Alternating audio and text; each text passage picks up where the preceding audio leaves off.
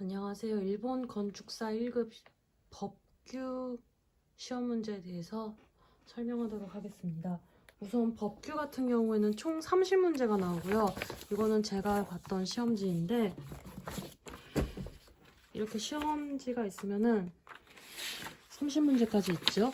그런데 30문제 중에서 사실 20번 문제까지는 법령집을 보지 않고 푸실 수 있으셔야 돼요. 이게 무슨 말이냐 하면은 보시면은 딱 여기 19번 문제 있고 20번 문제, 여기서부터 21번부터 건축사가 나오죠. 그러니까 21번부터는 좀 잡법이에요. 좀 더 상대적으로 중요도가 떨어지는 법들이 쭈르륵 나오거든요.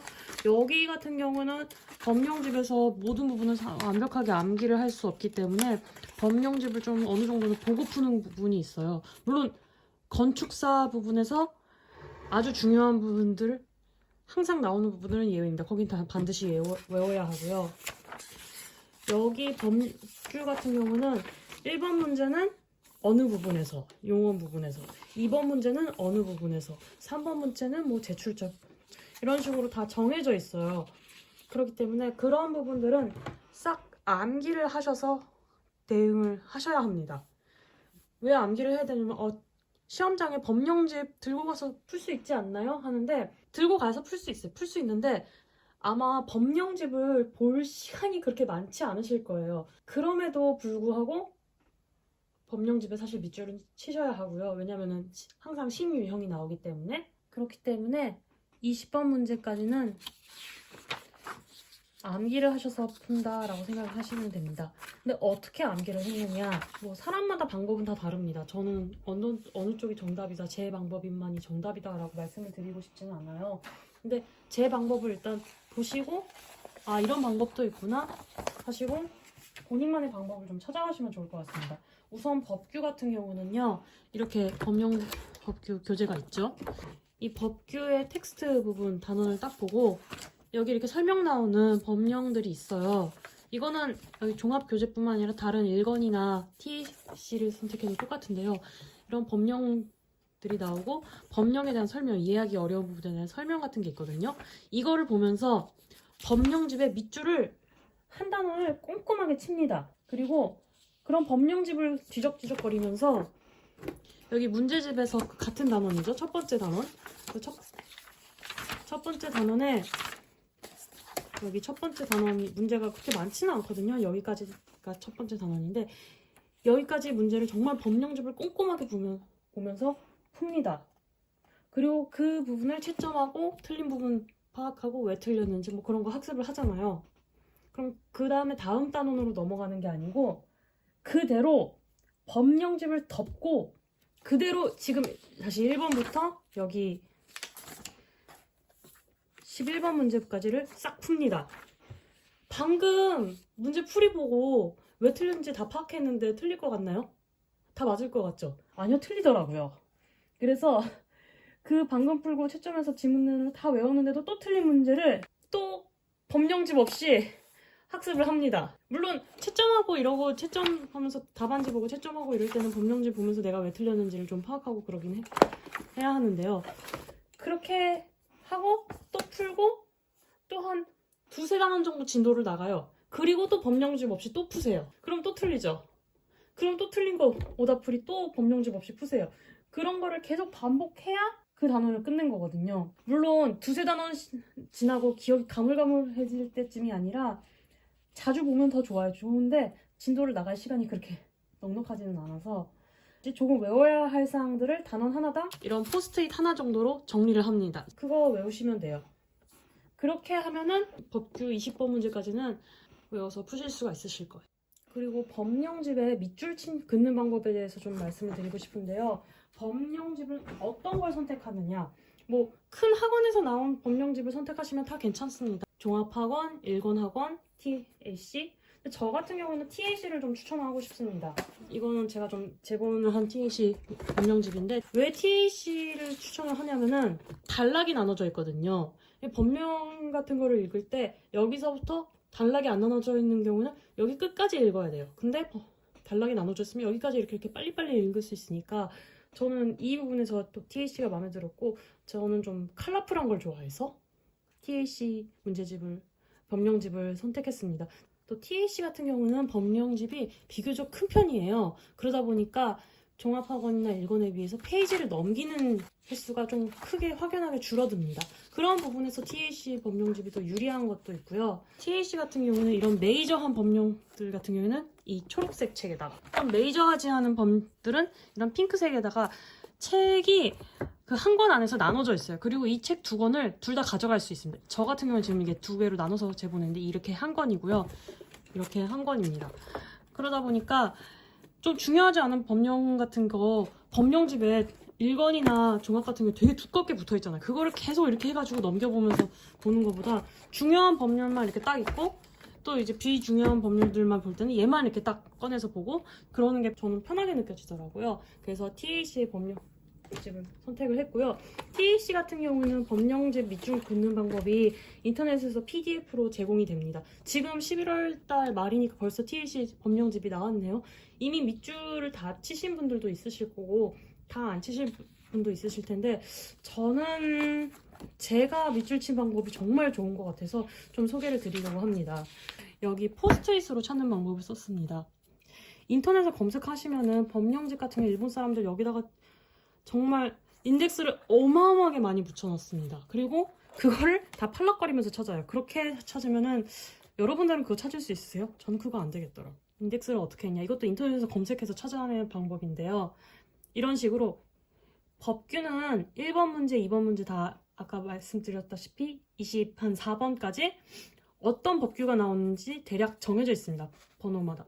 그렇기 때문에 1번 문제에 나오는 법률들이 포함된 걸 여기다 이렇게 했고요. 이건 좀 추가적으로 1번 문제 같은 경우 좀 인덱스를 붙일 곳이 많아서 이렇게 제가 초록색으로 정의들만 좀 추가를 했고요. 2번 문제는 여기, 3번 문제는 여기, 4번 문제는 여기. 그러니까 3번 문제를 풀 때는 딱 여기랑 여기 인덱스만 찾아보면 되는 거예요. 물론 제가 이렇게 쪼개놨다 보니까 이렇게 있어서 여기도 찾아봐야 되긴 하는데요. 딱 요 세 개만 찾아보면 되는 거예요. 3번 문제는. 그리고 3번 문제 다 풀고 4번 문제로 가면 3번 문제에서 포스트잇에 대한 미련은 싹 버리고 4번 문제 포스트잇만 보면 되는 겁니다. 간단하죠? 이런 식으로 해가지고 저는 포스트잇을 좀 유용하게 활용할 수 있었고요. 특히 이 인덱스의 색 같은 경우에는 그냥 뭐 진한 색은 좀 더 중요한 거, 그리고 연한 색으로 갈수록 덜 중요한 거, 이런 식으로 구분을 했을 뿐이고, 이런 내장 같은 경우에는 이 주황색 내장 제한 있죠? 여기 내를 딱 펼치면 짜잔, 딱 내장 제한에 대한 내용이 나오고, 딱 여기를 펼치면 승강기에 대한 내용들이, 내장 제한 문제, 과거 지문, 기출 문제 중에서 승강기에 대한 내용이 나온 부분들이 쫙 나오게 이렇게 인덱스 포스트잇을 붙여놨습니다. 무인양품 포스트잇을 썼고요. 특별한 이유는 없고 그냥 편의점에 팔더라고요. 그리고 인덱스 포스트잇뿐만 아니라 밑줄 칠 때도 저는 이런 식으로 했어요. 뭐 난색, 주황색 같은 경우는 긍정, 하늘색 밑줄 같은 경우는 부정, 그리고 난색 같은 경우에도 핑크랑 주황색을 나눴습니다. 이유는 제가 문장을 읽다 보니까 법령집 문장들이 좀 복잡하고 알기 어렵더라고요. 주어랑 수어를 나눌 목적에서 핑크를 주어, 주황을 수어로 했습니다. 이거는 꼭 따라하지 않으셔도 되고요. 제가 정말 여러분께 따라하라고 말씀을 드리고 싶은 거는 이 부분입니다. 방화문. 근데 이 부분 파란색은 진한데 이 부분 파란색은 연하죠. 왜 이렇게 했을까요? 기출문제에서 나온 부분을 표기한 겁니다. 여러분, 법령집에 이런 인덱스나 이런 필기 같은 걸 할 때 법률의 내용을 쓰면 안 된다는 규칙이 있어요. 근데 법령의 제목과 몇 조 몇 항에 있는지, 그리고 페이지 수는 적을 수 있게 되어 있습니다. 이 건축 설비 부분에 대해서 방화문은 아니었던 거예요. 근데 이걸 방화문은 안 돼 라고 쓸 수는 없잖아요. 어떻게 했냐면 여기 목차에서 진짜 필사적으로 방화문에 대한 제목이 있는 걸 찾아서 여기다 쓴 겁니다. 방화문에 관련된 법률 제목 면령 109조에 있고 180페이지에 있다. 근데 사실 이 뒷내용은 별로 중요하지 않잖아요. 그러니까 얘는 진하게, 얘는 연하게 한 겁니다. 이런 식으로 하면은 법률의 내용을 쓰지 않고도 기출문제에서 이 건축 설비에 관련된 문제에서 기출에 이런 내용이 나왔다라는 걸 한 번에 알 수 있죠. 다른 과목이랑 다르게 법률 같은 경우는 기출문제가 많이 출제가 됩니다. 아무래도 다른 과목 같은 경우는 기출을 완벽하게 100% 풀 줄 알아도 응용을 풀지 못하면 합격할 수가 없거든요. 법률은 그렇지 않고 기출을 완벽하게 풀 수 있으면 상대적으로 좀 점수가 잘 나오는 과목이라고 하더라고요. 그러니까 기출문제가 중요하고, 또 기출문제에 대한 필기를 어디다 하느냐? 문제집이 아니라 여기다, 법령집에다 하셔야 되는 겁니다. 또 지금 제가 알려드린 거 말고 또 알려드릴 부분이 있는데요. 기호를 활용하는 방법입니다. 기호를? 분명히 뭐 무슨 기호표에 대한 관련된 내용이 좀 있었던 것 같은데? 라고 생각을 하실 수도 있어요. 맞습니다. 법령집에는요, 기호에 관련된, 기호를 쓰고 그거에 관련된 표를 만들면 안 된다는 규칙이 있습니다. 그 표를 이렇게 법령집 안에다가 써갔다? 그러면은 여러분, 법령집은 쓸 수가 없고요. 그 법령집이 표가 그려진 페이지를 찍거나 지우고 시험을 응시를 해야 합니다. 그런데 왜 기호를 쓰라고? 근데 기호는 써도 되거든요. 그게 규칙으로 정해져요. 기호는 써도 되는데 기호에 관련된 표를 만들지 말라. 그럼 기호를 간단하게 쓰면 좋습니다. 어떤 식으로 하냐면요. 여기 같은 경우에 보세요. 제2종 주거지역이죠. 그리고 자동차 차고 지으면 안 되는 것 같아요. 파란색이거든요. 근데 300제곱미터라고 써있고 꽉 찬 주황색 삼각형으로 아래, 좀 빈 파란색 삼각형으로 위. 이게 무슨 뜻이냐면은 초과 이하를 나타낸 겁니다. 꽉 찬 거는 이하, 좀 빈 삼각형은 미만, 꽉 찬 위의 방향 삼각형은 이상, 빈 삼각형은 초과. 300 이하는 지을 수 있어요. 자동차 차고. 그렇지만 300을 넘어가는 수치의 자동차 차고는 제2종 주거지역에 지을 수 없습니다. 라는 걸 나타내는 게 이 삼각형입니다. 법규 같은 경우는 시간이 어마어마하게 부족한 시험이거든요.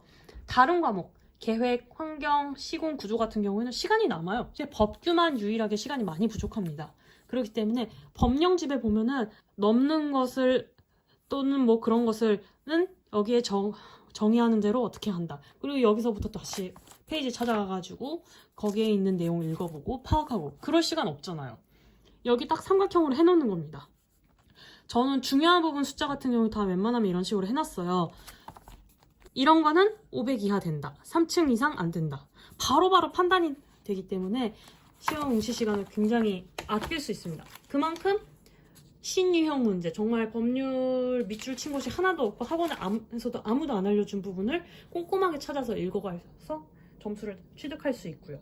또 기호를 활용하는 방법이 있습니다. 이번은 내장 제한 문제인데요. 아까 보여드렸던 내장 제한 문제죠. 여기 기호가 좀 있습니다. 빈 삼각형, 꽉 찬 삼각형. 이거는 위나 아래가 아니라 옆이죠. 이게 무슨 뜻이냐면은 내장 제한은, 실내 내장 제한은 크게 두 가지가 있습니다. 난연 재료를 사용하는 경우와 준 불연 재료를 사용하는 경우가 있습니다. 하나하나 관련된 내용을 읽고 해서 여기 있는 어떤 재료가 어디에 있는 거 쓰는지 파악할 시간, 시험 시간이 없어요. 없으면 어떻게 해야 되냐? 여기에 꽉 찬 삼각형, 여기에 빈 삼각형. 이게 다예요. 그러면 옆에 이렇게 써있죠? 이런 조건에서 특수건축물에 이런 경우, 빈 삼각형. 얘잖아. 여기도 내장 제한 부분이거든요. 여기 지하 공작물 내부 빈 삼각형, 바로 준불연 재료잖아. 이런 해당 각 용도의 거실, 꽉 찬 삼각형, 난연 재료잖아. 이런 식으로 바로 알 수가 있었고요. 기호를 다른 곳에 잔뜩 하면 알아보기 어렵겠지만 내장 제한 같은 경우에 딱 짧은 페이지 안에 내용이 몰려있기 때문에 이런 식으로 같은 기호는 같은 것. 그 정도는 표가 없어도 암기할 수 있는 내용이고 파악할 수 있는 내용이잖아요. 그런 식으로 활용을 했습니다. 조리 관련된 거는 삼각형으로 이렇게 하고 싶어서 했어요. 근데 이건 꼭 따라 하실 필요는 없고요. 여기에서도 층고가 3층 이상이고 연면적이 500 초과, 층고가 2층 이상이고 연면적이 1000 초과, 이런 식으로 조건이 있죠. 이거를 뭐 몇 개인지 막 세는데 막 겹치는 건지 아니면은 뭐 아닌 건지 헷갈리잖아요. 그냥 개수로 그냥 나타내 놓기만 했어요. 이런 식으로 기호를 활용하시고 인덱스, 포스트잇을 활용하시고 밑줄을 치거나 아니면은 법령의 내용을 적을 때 페이지 수를 여리게, 본론을 진하게 그리는 방식으로 법령집에 밑줄을 치는 방식을 할 수 있어요. 제가 만든 법령집 같은 경우에 여러분들한테 좀 공유를 해드리고 싶어서 PDF로 올려드리겠습니다. 제가 링크 올려드릴 테니까 확인해주세요. 약간 PDF 스캔을 할 때 연하게 스캔이 되어서 잘 안 보일 수도 있어요. 그런 경우에는 여러분들이 문제집을 계속 풀면서, 기출문제를 풀면서 중요한 부분들을 사실 밑줄을 쳐가야 합니다. 여기에도 보시면은 이런 식으로 중요한 내용은 진하게, 별 안 중요한 뭐 몇 줄 몇 항에 있고 이런 거는 여기 썼어요. 보통은 이렇게 쓰거든요. 이렇게 진하게, 정말로 여기에 법령으로 넘어가야 되는 경우 이런 건 다 진하게 썼고요. 편법을 사용할 때만 진하게, 연하게 사용했습니다. 그렇지만 이런 식으로 전부 다 똑같은 진하기로 쓰여있는 법령이 있다? 그러면은 이 문제를 풀 때는 여기로 가야 되는 거죠. 여기서도 이런 식으로 미만, 이상, 초과 이런 걸 표기를 했습니다. 아, 그리고 혹시 다른 분들이 좀 질문하실 수도 있는 내용이, 법령집에서 구조 부분은 표 같은 게 많아요. 그래서 그런 부분 다 외워서 풀으셔야 되나요? 질문이 들어오실 것 같은데, 네, 외우셔야 합니다. 왜냐면 그거 어차피 구조 과목이랑 시공 과목에서 다 외워야 되는 부분이에요. 공교롭게도. 그러니까 다 외우십시오. 그리고 이렇게 메인 법률들 같은 경우는 이 법령집에 나오는데요. 좀 메이저하지 않은 법령 뭐가 있죠? 여기 보시면은 뭐 소방법, 배리어 프리법, 도시계획법 이런 것들이 있어요. 근데 이 메이저하지 않은 법률들 중에서 건축사법까지는 다 암기를 하셔야 되고요.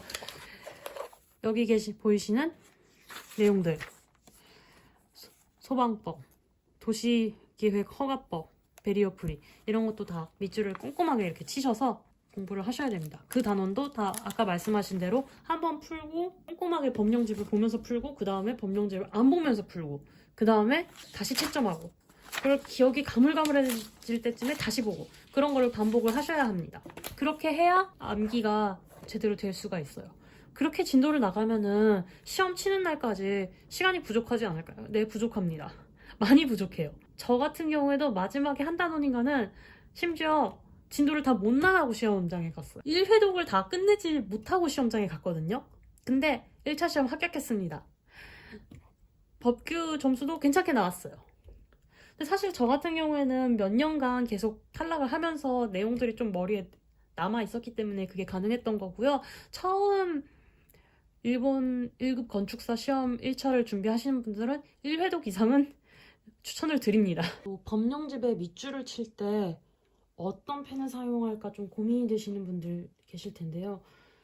이런 지워지는 파일럿사의 펜을 추천을 드립니다. 왜 이걸 추천을 드리냐면은 법령집에 메모한 내용들이 잘못될 경우가 있어요. 지워야 되는 내용일 경우. 그런 경우에 지울 수 없는 펜으로 메모를 필기를 하거나 밑줄을 쳤으면은 그 페이지를 찢어야 되거든요. 근데 지울 수 있는 펜 같은 걸로 이렇게 좀 메모를 한 경우에는 싹 지워가지고 지워진 걸로 법령집을 그대로 사용할 수 있습니다.